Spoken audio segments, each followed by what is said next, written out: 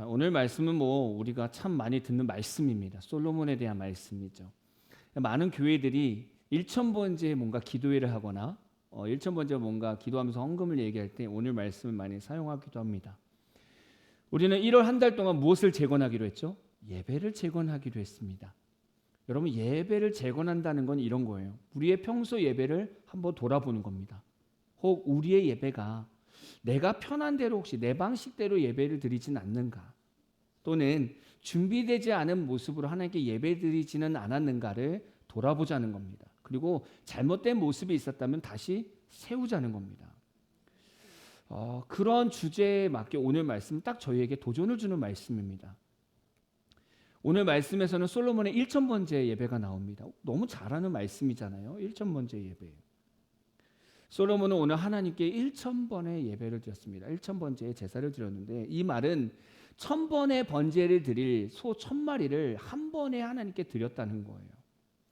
지금도 1,000이라는 숫자는 큽니다. 근데 고대 근동 당시에 1,000이라는 숫자는요, 완전함, 최고의 정성을 상징하는 숫자입니다. 그러니까 솔로몬의 1,000번제 제사는 왕으로서 자신의 모든 권위와 소유를 하나님께 내어드린 완전한 예배인 거예요. 최고의 정성인 겁니다. 이런 질문을 할 수 있겠죠. 그러면 과연 1,000마리 소를 어떻게 드렸을까? 한 번에 1,000마리를 쫙 깔아놓고 예배를 드렸을까? 근데 그 당시에는 그렇게 제단이 크지 않았기 때문에 그렇게 드리지 못했고, 많은 학자들이 얘기하는 걸 이렇게 표현합니다. 쉴 틈 없이 제사를 드렸다. 계속 하나님께 제사를 드린 거예요. 그 1,000마리 소가 다 드려질 때까지.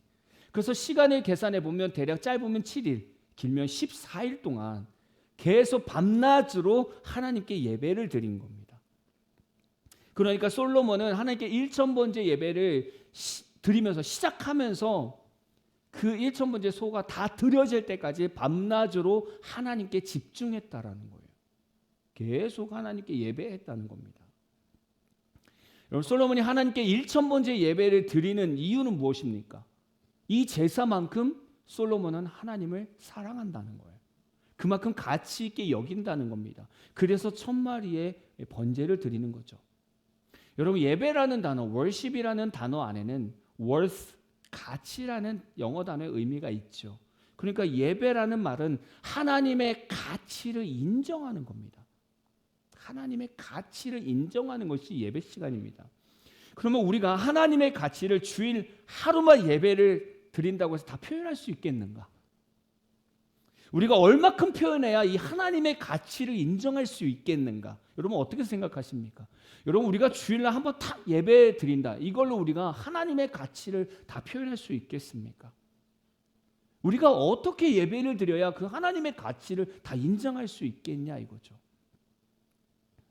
솔로몬요, 자신의 인생에 하나님의 가치를요 1,000번 예배를 드렸음에도 불구하고 부족하다라고 생각했을 것 같아요. 어마어마한 제사죠. 근데도 솔로몬 마음속에는 그래도 부족한 것 같아 라고 생각했을 것 같아요. 왜냐하면 솔로몬이 이제 하나님의 성전을 짓고 봉헌할 때 그때의 제사는 어마어마했습니다. 그때 드려진 제사에서는 소가 22,000마리고요, 양이 12만 마리가 드려집니다. 어마어마한 예배죠. 솔로몬의 인생에 하나님의 가치는 말로 표현할 수 없는 거예요. 솔로몬의 인생에 이렇습니다. 최고의 예배를 드린 사람 중에 한 사람이 솔로몬입니다. 우리는 이 솔로몬처럼 번제를 드리는 세대는 아니지만 우리가 예배를 재건하는 이 어떻게 보면 한 달의 목표를 가지고 살아갈 때 우리가 한 주의 삶이 1,000번제가 되었으면 좋겠다. 이런 목적이 세워졌으면 좋겠습니다. 1,000번제와 같이 하나님을 최고로 여기는 예배가 되기 위해서 주일뿐만이 아니라 주일부터 그 주간의 토요일까지 계속 하나님의 가치에 묵상하는, 그 하나님의 가치를 인정하는 그런 예배의 삶이 되었으면 좋겠다라는 거죠.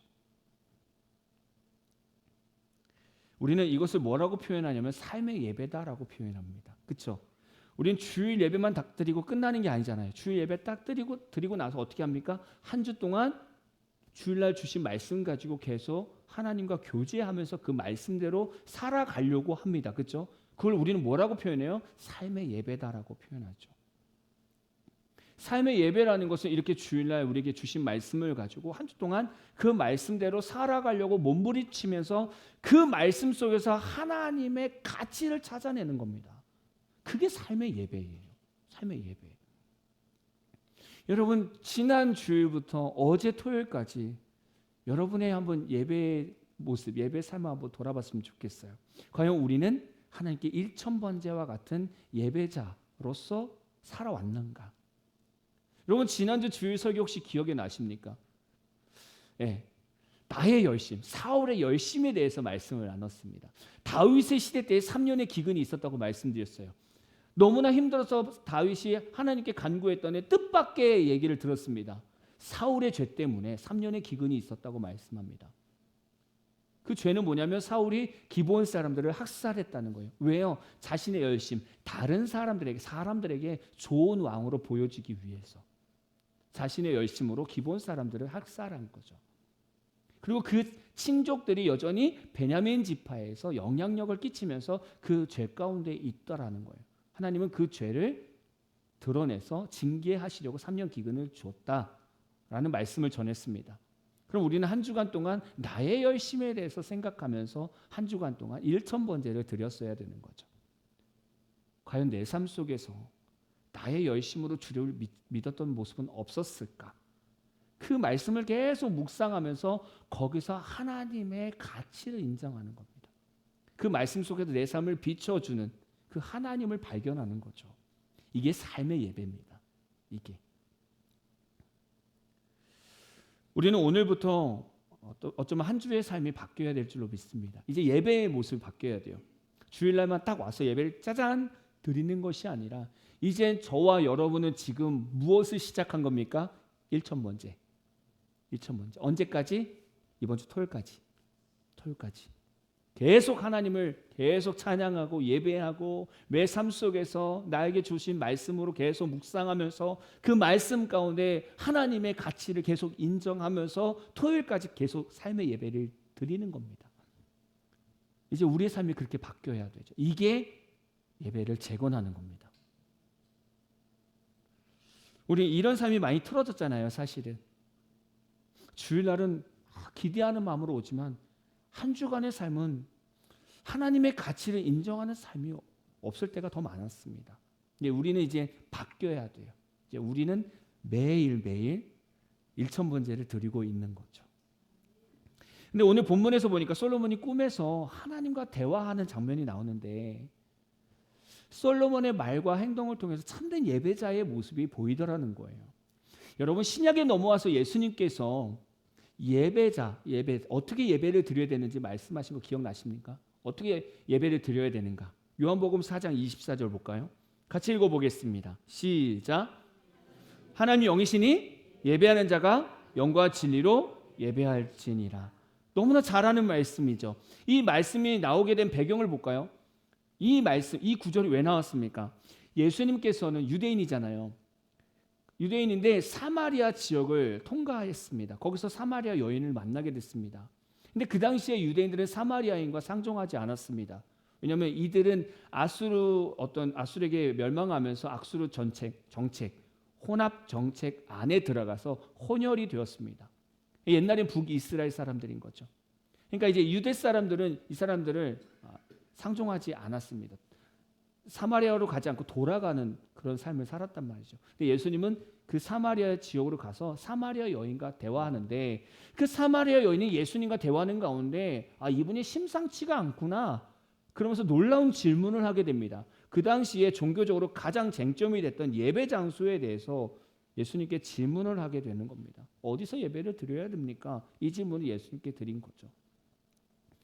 그 당시에 사마리아인들은요, 자신들이 이제 유대인들한테 배척을 당하니까 예루살렘에 가서 예배를 드릴 수가 없는 겁니다. 그러니까 과거 자신의 조상들이 예배를 드렸던 그리심 산에서 예배를 드리면서 이곳이 정통 예배 장소다라고 주장을 했던 거고요. 유대인들은요, 예루살렘 성전만이 하나님이 지정하신 장소다라고 얘기하면서 거기서 예배 드려야 된다 이렇게 주장한 거예요. 그래서 이들의 싸움은요 아주 해묵은 갈등입니다. 늘 이걸로 싸우는 거예요. 그러니까 사마리아 여인이 궁금한 겁니다. 어디서 예배를 드려야 됩니까? 그때 예수님께서 요한복음 4장 24절을 말씀하시면서 그렇게 말씀하시는 거죠. 예배 형식이나 장소가 중요한 것이 아니라 누구에게 어떤 마음으로 예배를 드리는가가 중요하다고 말씀하는 거예요. 그게 영과 진리인 거예요. 너무나 중요한 거예요. 근데 저는 이 솔로몬의 이 말씀을 쭉 보면서 이미 솔로몬의 말과 행동에는 이미 영과 진리로 예배를 드리는 모습이 있더라는 거죠. 볼까요? 첫 번째, 진리로 살아가는 예배자였는데 열왕기상 3장 7절입니다. 볼까요? 같이 읽겠습니다. 시작. 나의 하나님 여호와여, 주께서 종의 아버지 다윗을 대신하여 왕이 되게 하셨사오나 종은 작은 아이라 출입할 줄을 알지 못하고. 여러분, 솔로몬이 자신을 작은 아이라 출입할 줄 모른다라고 얘기합니다. 근데 솔로몬이 지금 어떤 상황에서 왕이 되었습니까? 아니잖아요. 성인입니다. 그럼 솔로몬이 좀 지능이 떨어져서 아무것도 모르는 성인입니까? 아니요. 사리 판단을 다 할 수 있는 성인입니다. 근데 자신을 하나님 앞에서 작은 아이라 출입할 수 없다라고 표현합니다. 잘 모른다라고 표현합니다. 솔로몬의 이 표현은요, 인간의 한계를 인정하는 겸손의 극치입니다. 너무 놀랍죠? 하나님, 저 아무것도 할 수 없습니다. 하나님 앞에서 제가 뭘 할 수 있겠습니까? 라고 고백하는 거죠. 자신의 삶의 주권을 주님께, 하나님께 드리는 고백인 겁니다. 그게 진리 안에 예배하는 예배자인 거죠. 내 주권이 넘어가야 돼요. 우리는 갈라디아서 2장 20절 말씀을 너무나 잘 압니다. 내가 그리스도와 함께 십자가에 못 박혔나니 이제는 누가 사는 거예요? 내가 사는 것이 아니라 내 안에 그리스도께서 사시는 것이라. 우리 이론은 너무 잘 알잖아요. 이 말씀이 결국은 이거예요. 진리로 예배를 드리는 자가 어떤 자인가? 내가 사는 것이 아니라 내 삶의 주권이 주님께 가 있다라는 거예요. 그게 진리로 예배를 준비하는 자입니다. 우리가 진리 가운데 머문다는 것은 우리가 내 직장과 사업과 가정 가운데 문제가 생길 때 우리가 하나님 앞에서 저는 작은 아이입니다라고 고백할 수 있어야 되는 거죠. 한마디로 하나님, 내 주권은 없습니다. 하나님 뜻대로 결정하고 싶으니 하나님 말씀하여 주옵소서라고 주권을 넘겨버리는 거예요. 그리고 우리가 진리 가운데 머문다는 것은 내 삶에 문제가 있을 때 기도의 자리로 나오는 겁니다. 여러분, 삶의 주권을 예수님께 드리는 방법 중에 가장 쉬운 방법이 뭔지 아십니까? 기도입니다. 기도. 기도의 핵심은 나의 주권, 내 주권을 예수님께 넘기는 행위입니다. 그러니까 늘 주님 앞에 나와서 기도하는 성도의 삶에는 내 주권이 없어요. 늘 하나님께 드리는 거예요. 내 방법대로 살질 않아요. 기도하는 사람들은 내 방법대로 살지 않아요. 요즘 교회들 보면, 현대 시대의 성도들을 보면 새벽 예배나 수요 예배나 이런 예배들을 보면 1000명이 모이는 교회에서 새벽 예배나 이런 수요 기도회 같은 경우에는 100명, 50명 나온대요. 이런 교회에서 주일의 예배는 진리로 드리는 예배일까요? 평상시에 정말 주권을 하나님께 넘기는 예배를 드리고 있을까? 어쩌면 이렇게 생각할 수 있을 것 같아요. 100명, 50명 예배를 기도하러 온다면 나머지 900명은 가정에, 사업에, 직장에 아무 문제가 없나 보다. 기도할 이유를 못 찾았나 보다. 이렇게 생각할 수도 있겠죠. 근데 정말 진리 가운데 예배자로 준비한다면 내 삶의 주권을 하나님께 드려야 돼요. 근데 이게 잘 안 넘어가요. 그러니까 기도하는 거예요. 그래서 기도하는 겁니다. 여러분, 우리 이 한국의 교회에서 새벽 예배를 왜 합니까? 왜 힘들게 왜 새벽에 오라고 합니까? 그냥 집에서 하면 안 됩니까? 하루 아침 모든 걸 시작하기 전에 첫 번째 시간을 하나님께 드리면서 하나님, 내가 오늘 하루 시작합니다. 근데 내 주권대로 살지 않고 하나님의 주권대로 살고 싶습니다라고 고백하는 게 그 기도예요. 그게 평상시에 잘 안 되니까 우리 함께 모여서 매일 아침 깨어서 첫 시간 하나님께 드립시다라고 하는 게 새벽 기도죠. 집에서 그게 가능하다면 집에서 하셔도 됩니다. 어찌됐든 간에 우리가 늘 깨어서 하나님께 기도해야 되는 것이 주권을 넘기는 겁니다. 우리가 한 주 동안 살아가면서 어떤 일이 있을 때 하나님 어떻게 할까요? 어떤 문제가 있을 때 주님 이걸 맡기겠습니다. 계속 기도하는 거예요. 맡겨놓는 거예요. 그러다가 주일 예배 오면 그 진리 대신 예수님을 더 뜨겁게 만날 수 있다는 거예요. 왜냐하면 내가 평상시에 계속 주권을 넘기고 있었으니까. 이 주일 예배는 온전한 주권이 하나님께 있잖아요. 근데 이거를 한 주 동안 안 하면 예배 때 늘 건조할 수밖에 없어요. 왜냐하면 주권이 계속 나한테 있으니까. 하나님의 주권이 뭔지를 모르니까 예배가 은혜가 안 되는 거예요. 여러분, 예를 들면 장거리 연애하는 커플이 있다고 생각해 보십시오. 두 사람이 너무 먼 곳에서 직장 생활해가지고 주말만 만나는 거예요. 그러니까 평상시에는 매일 카톡 보내고 틈틈이 전화하면서 자신의 삶을 공유하는 거예요. 주말이 다가옵니다. 기대가 됩니까? 안 됩니까? 막 만나고 싶은 거예요. 주말에 만나가지고 너무 기분이 좋은 거예요. 근데 우리 예배가 그래야 된다는 거예요.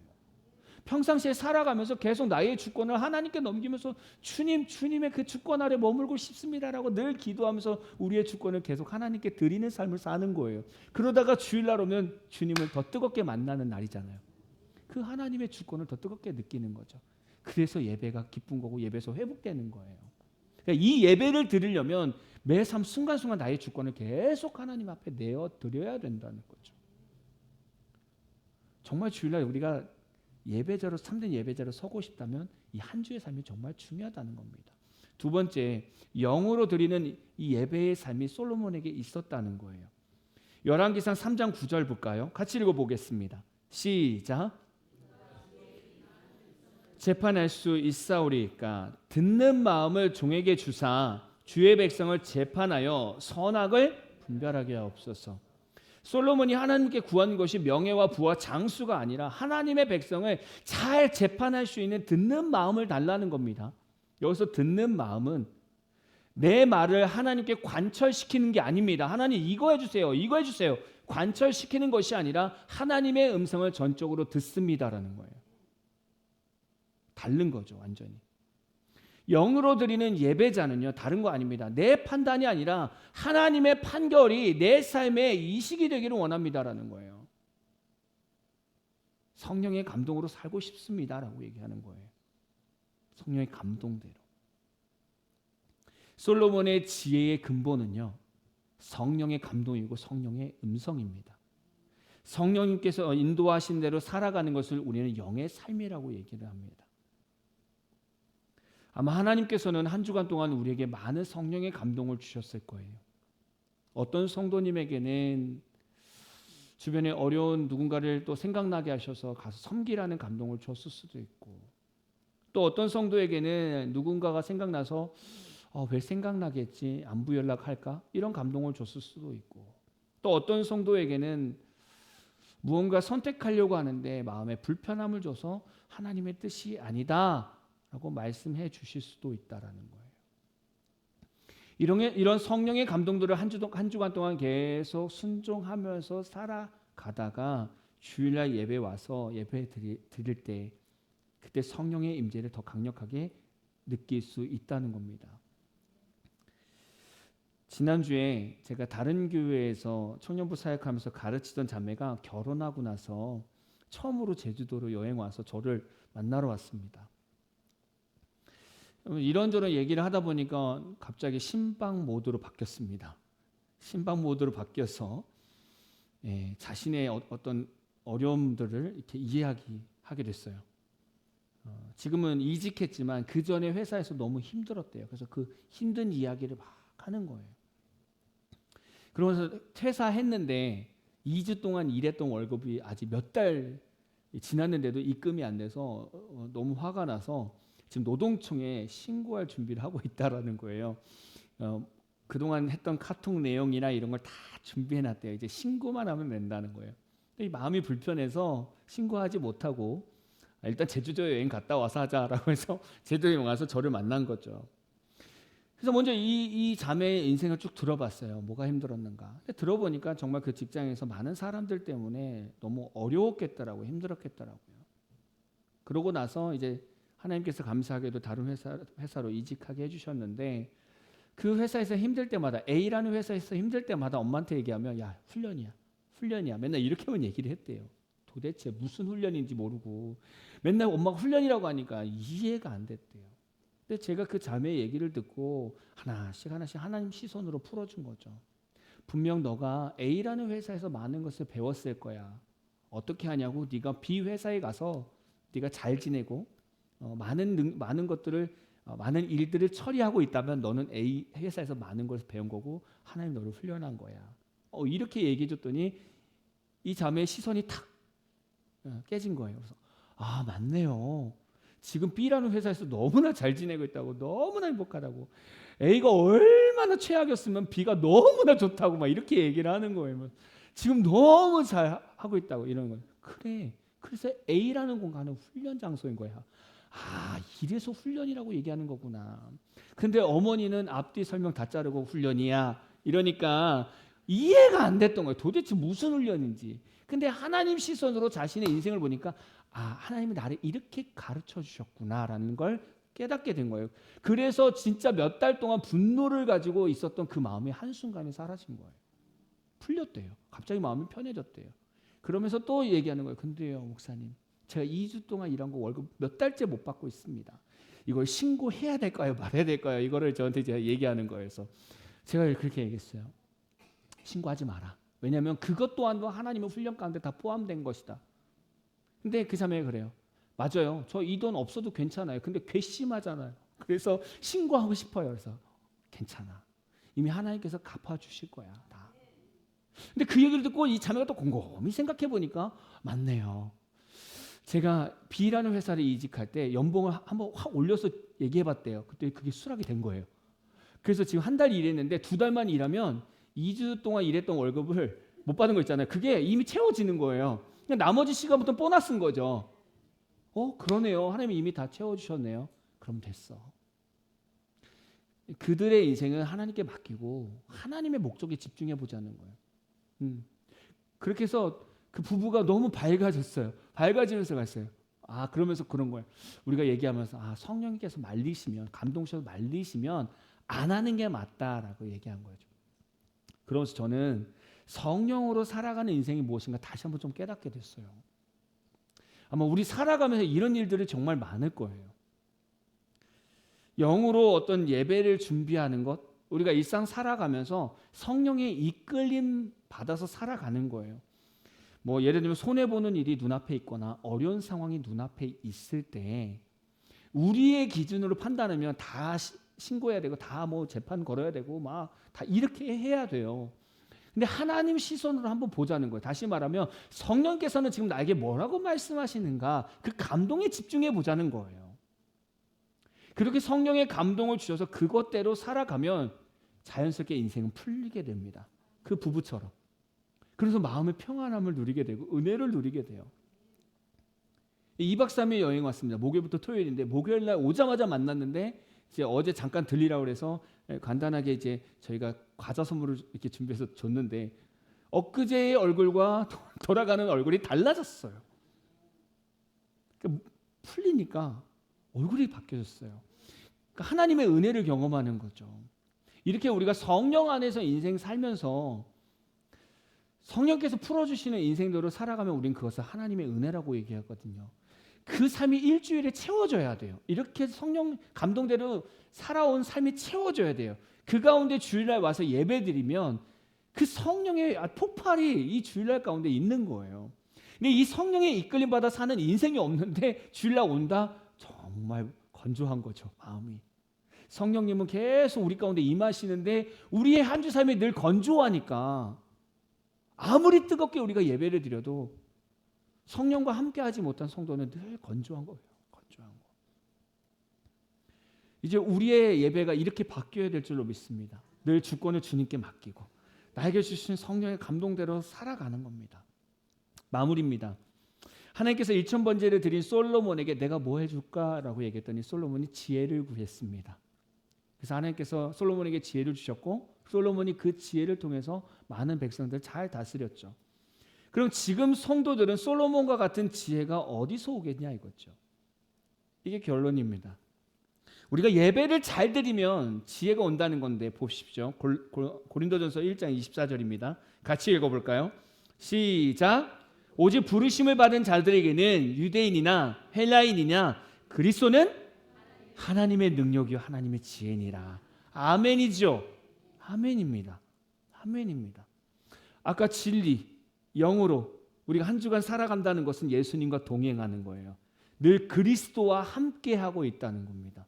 그러면 이미 우리 삶 가운데 하나님의 능력은 임하고 있고 하나님의 지혜는 이미 임하고 있다는 거예요.